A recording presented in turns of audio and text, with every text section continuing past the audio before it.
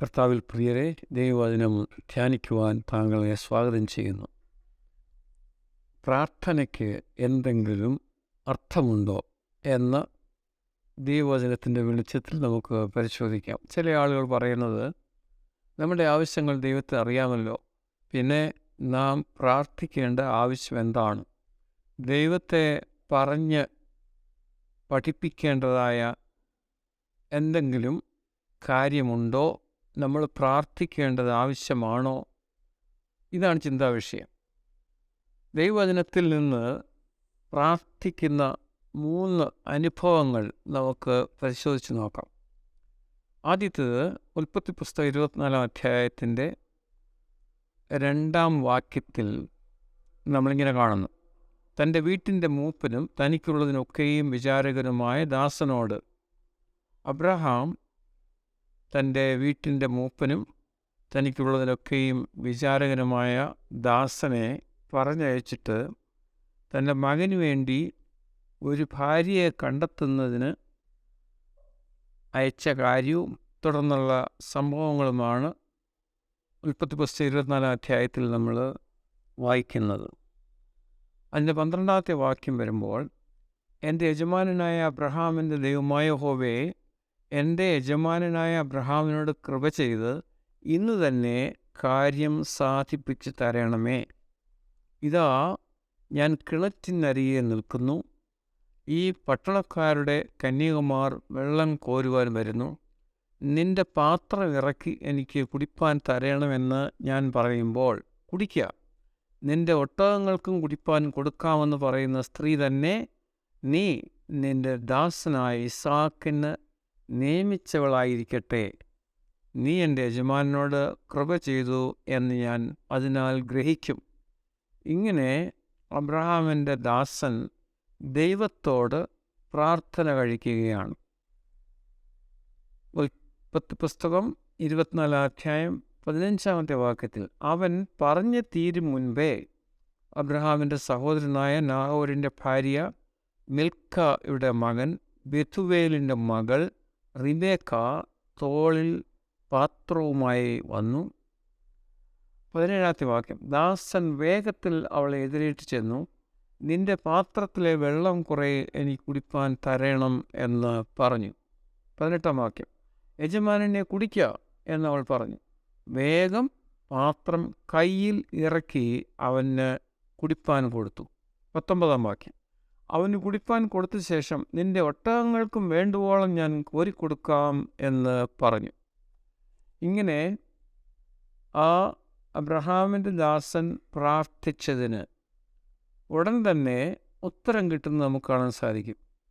ആ ദാസൻ ദൈവത്തോട് അപേക്ഷിച്ചതായ ആ അടയാളം അവിടെ നിറവേറുന്നതായിട്ടും കാണാൻ സാധിക്കും. രണ്ടാമത് നമ്മൾ യബ്ബേസ് എന്ന് പറയുന്ന ഒരു മനുഷ്യനെക്കുറിച്ച് വായിക്കാം. 1 ദിനവൃത്താന്തം 4-ാം അധ്യായത്തിൻ്റെ ആദ്യ ഭാഗത്ത് യഹൂദയുടെ പുത്രന്മാരുടെ പേരുകളാണ് അവിടെ കൊടുത്തിരിക്കുന്നത് എന്ന് വിശദീകരിക്കുന്നു. 1 ദിനവൃത്താന്തം 4-ാം അധ്യായം 10-ാമത്തെ വാക്യം, യബ്ബേസ് ഇസ്രായേലിൻ്റെ ദൈവത്തോട്, നീ എന്നെ നിശ്ചയമായി അനുഗ്രഹിച്ച് എൻ്റെ അതിർ വിസ്താരമാക്കുകയും നിന്റെ കൈ എന്നോടുകൂടെ ഇരുന്ന് അനർത്ഥം എനിക്ക് വ്യസന കാരണമായി തീരാതെ വണ്ണം എന്നെ കാക്കുകയും ചെയ്താൽ കൊള്ളായിരുന്നു എന്ന് അപേക്ഷിച്ചു. അടുത്തതായിട്ട് നമ്മൾ വായിക്കുന്നത്, അവൻ അപേക്ഷിച്ചതിനെ ദൈവം അവന് നൽകി എന്നാണ്. അപ്പോൾ എന്തൊക്കെയാണ് അവൻ ആവശ്യപ്പെട്ടത്? എന്നെ നിശ്ചയമായി അനുഗ്രഹിച്ച് എൻ്റെ അതിർ വിസ്താരമാക്കുകയും നിന്റെ കൈ എന്നോടുകൂടെ ഇരുന്ന് അനർത്ഥം എനിക്ക് വ്യസന കാരണമായി തീരാതെ വണ്ണം എന്നെ കാക്കുകയും ചെയ്താൽ കൊള്ളായിരുന്നു എന്ന് അപേക്ഷിച്ചു. അവൻ അപേക്ഷിച്ചതിനെ ദൈവം അവന് നൽകി. മൂന്നാമത് ദാവീദിൻ്റെ അനുഭവം പരിശോധിക്കാം. ഇത് 2 ശമൂവേൽ 15-ാം അധ്യായത്തിൽ നമ്മൾ കാണുന്നു. അബ്ശാലോമിനോട് ഉള്ള ഒരു പ്രശ്നത്തിൽ രാജകൊട്ടാരത്തിൽ നിന്ന് ദാവീദിനും കൂടെയുള്ളവർക്കും ഓടിപ്പോകേണ്ടതായിട്ട് വന്നു. അപ്പോഴുള്ളതായ സംഭവമാണിത്. 2 ശമൂവേൽ 15-ാം അധ്യായത്തിൻ്റെ 31-ാമത്തെ വാക്യം, അബ്ശാലോമിനോട് കൂടെയുള്ള കൂട്ടുകെട്ടുകാരിൽ, അതായത് ദ കോൺസ്പിറേറ്റേഴ്സ്, അഹീത്തോഫലും ഉണ്ടെന്ന് ദാവീദിന് അറിവ് കിട്ടിയപ്പോൾ, യഹോവേ, അഹീത്തോഫലിൻ്റെ ആലോചനയെ അബദ്ധമാക്കണമേ എന്ന് പറഞ്ഞു. തുടർന്ന് എന്താണ് സംഭവിക്കുന്നത്? ദാവീദിൻ്റെ ഈ പ്രാർത്ഥനയ്ക്ക് എങ്ങനെയാണ് ഉത്തരം കിട്ടുന്നത്? 2 ശമൂവേൽ 16:23. അക്കാലത്ത് അഹീത്തോഫൽ പറയുന്ന ആലോചന ദൈവത്തിൻ്റെ അരുളപ്പാട് പോലെയായിരുന്നു. ദാവീദിനും അബ്ശാലോമിനും അഹീത്തോഫലിൻ്റെ ആലോചനയെല്ലാം അങ്ങനെ തന്നെ ആയിരുന്നു. എങ്ങനെയാണ് എതിരാളിയെ കീഴടക്കേണ്ടത് എന്നുള്ള ആലോചന അഹീത്തോഫൽ അബ്ശാലോമിന് പറഞ്ഞു കൊടുത്തു. തുടർന്ന് നമ്മൾ വായിക്കുന്നത് 2 ശമൂവേൽ 17:4 വാക്യം. ഈ പറഞ്ഞ കാര്യം, ഈ വാക്ക് അബ്ശാലോമിനും ഇസ്രായേൽ മൂപ്പന്മാർക്കൊക്കെയും വളരെ ബോധിച്ചു.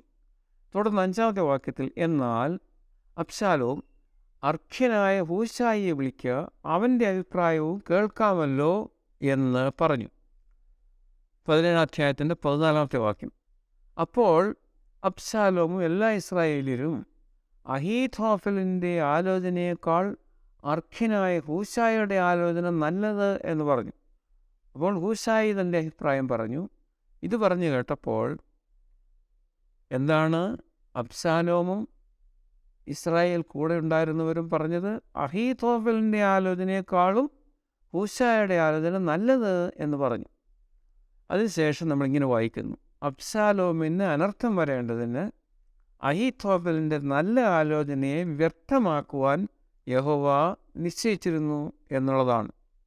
അതായത് ദാവീദിൻ്റെ പ്രാർത്ഥന, അതിന് ദൈവം ഉത്തരം നൽകുന്നു. പ്രാർത്ഥിച്ചതുപോലെ തന്നെ ദൈവം അവന് ഉത്തരം നൽകി എന്ന് കാണാൻ സാധിക്കും. ദൈവം പ്രാർത്ഥന കേൾക്കുന്നവനാണ്, പ്രാർത്ഥനയ്ക്ക് ഉത്തരം നൽകുന്നവനാണ്. അങ്ങനെ പറയുമ്പോൾ, അല്ലെങ്കിൽ നമ്മൾ വിശ്വസിക്കുമ്പോൾ, നമുക്കൊരു മുന്നറിയിപ്പ് യാക്കോബിൻ്റെ ലേഖനത്തിൽ ഇങ്ങനെ കാണാം. യാക്കോബ് 4:3 വാക്യം, നിങ്ങൾ യാചിക്കുന്നു എങ്കിലും നിങ്ങളുടെ ഭോഗങ്ങളിൽ ചെലവിടേണ്ടതിന് വല്ലാതെ യാചിക്കൊണ്ട് ഒന്നും ലഭിക്കുന്നില്ല. You ask and receive not, because you ask amiss, that you may consume it upon your lusts എന്നെഴുതിയിരിക്കുകയാണ്. അപ്പോൾ പ്രാർത്ഥിക്കുന്ന എല്ലാ കാര്യങ്ങളും അതെങ്ങനെയായിരിക്കണം? ദൈവഹിതത്തോട് യോജിക്കുന്നതാണ് എന്ന് നമ്മൾ ഉറപ്പുവരുത്തണം. അങ്ങനെയല്ല എങ്കിൽ ആ പ്രാർത്ഥനയ്ക്ക് ഉത്തരം കിട്ടാൻ നമുക്ക് പ്രതീക്ഷിക്കേണ്ടതില്ല എന്ന് നമ്മൾ മനസ്സിലാക്കണം. ദൈവം അനുഗ്രഹിക്കട്ടെ. പ്രാർത്ഥിക്കാം.